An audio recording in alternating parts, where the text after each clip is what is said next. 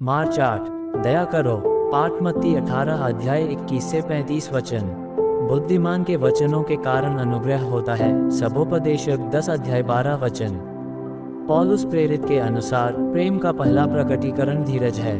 वह कहता है प्रेम धीरजवंत है। पहला कुरिन्थियों 13 अध्याय 4 वचन। अगली बात वह कहता है प्रेम कृपाल है। पहला कुरिन्थियों 13 अध्याय 4 वचन।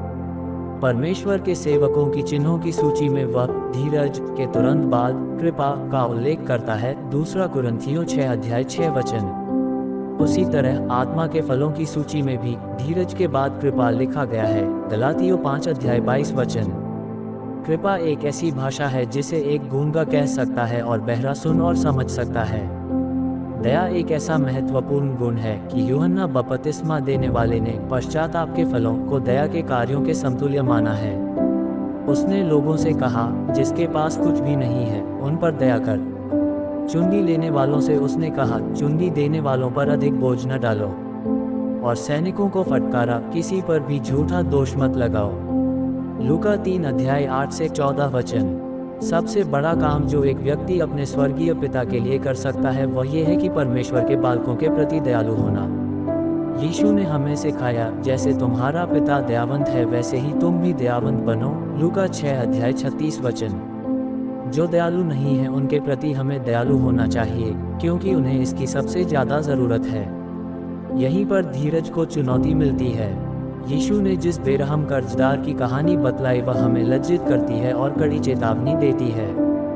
जब कर्जदार ने राजा से निवेदन किया मुझ पर कृपा कर, तो कृपा के कारण उसका करोड़ों का कर्ज तत्काल माफ कर दिया गया। परंतु उस कर्जदार ने अपने सह सेवक को जाकर दबोचा जो उसके कुछ हजार रुपयों का कर्जदार था। यद्यपि उसने भी यह याचना की थी कि मुझ पर रहम कर। ये कहानी एक नीति से अंत होती है कि क्या हमें दूसरों पर कृपा नहीं दिखानी चाहिए जैसे कि परमेश्वर हम पर कृपालु है। मत्ती 18 अध्याय 21 से 35 वचन। क्या यूसुफ जिसने अपने दयाहीन भाइयों पर दया दिखाए एक अच्छा उदाहरण नहीं है। उत्पत्ति 50 अध्याय 21 वचन। दया के बोल कहना एक कला है जिसे सीखना चाहिए। इस संसार में हर एक व्यक्ति चोट से पीड़ित है। दया के वचन औषधि के समान हैं। यदि आपके द्वारा कहे गए हर एक दया के शब्दों के लिए 10 रुपये देते और हर एक कठोर शब्दों के लिए 5 रुपये लेते तो आप गरीब होंगे या अमीर। कृपा के शब्द कहिए तो आप कृपा की गूंज सुनेंगे। कृपा को जन्म देती है, लेकिन यदि आपके दयालुपन के बदले में दया नहीं मिले तो आप धीरज रखिए। जो आपके प्रति कठोरता जताई गई हो उसके लिए प्रार्थना करें कि वह बातें आपको ज़्यादा दिनों तक याद न रहें। किसी ने कहा है 2 बातें जो पत्थर की नाई खड़ी रहती हैं, दूसरों की परेशानियों में दिखाई गई दया और खुद की परेशानी में दिखाया गया साहस। कृपा हिम की नाई है, वह हर एक उस चीज को सुंदर बना देती है जिसे वह ढांपती है। दयालु होना और क्षमाशील होना पुरुषों की तुलना में महिलाओं में ज़्यादा स्वाभाविक होता है। इस अंतर्राष्ट्रीय महिला दिवस में हम महिलाओं को सराहते हैं और उनका अभिनंदन करते हैं।